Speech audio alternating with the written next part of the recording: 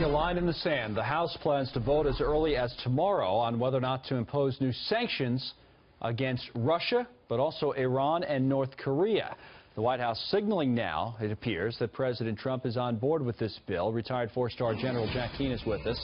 General Keane, a Fox News military analyst. Say it appears because there were some mixed signals over the weekend, but in that last Sarah Huckabee Sanders interview, it did appear they were signaling the White House support for more sanctions against Russia. Your thoughts? Well, this is really about sanctions against Russia, even though North Korea and Iran are in there. Yep.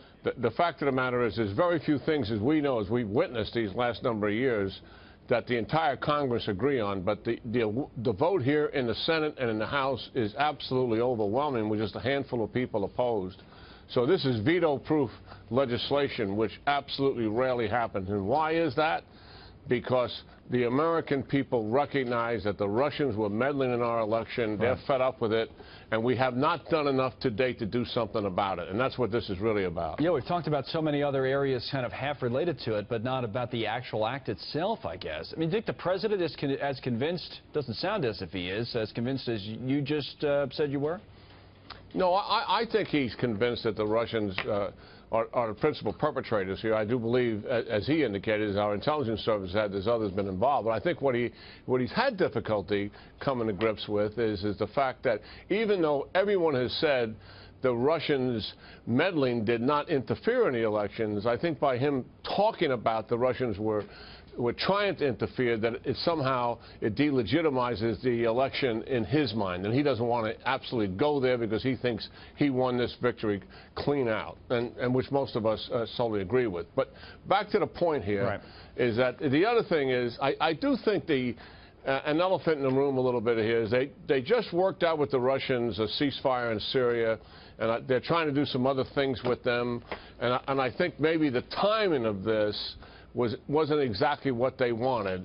They also were a little frustrated with the fact that the Congress, unlike other previous legislations imposing sanctions, had said if you want to turn these sanctions off, you have got to come back to the Congress to get approval. I mean, that upset the White House, right? That part of it. I mean, that would upset most White Houses, because they think, as all presidents and commander-in-chiefs do, that foreign policy is their lane.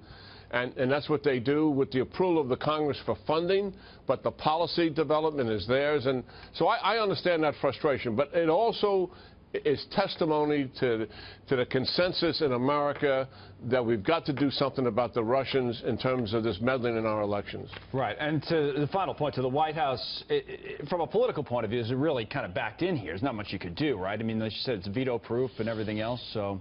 Yeah, I mean, absolutely so. And I think their statement was an honest one over the weekend, because they truly believe, that something needs to be done here. I don't think there was any argument, about that. And they were able to get some of the other things out of the legislation that they didn't like.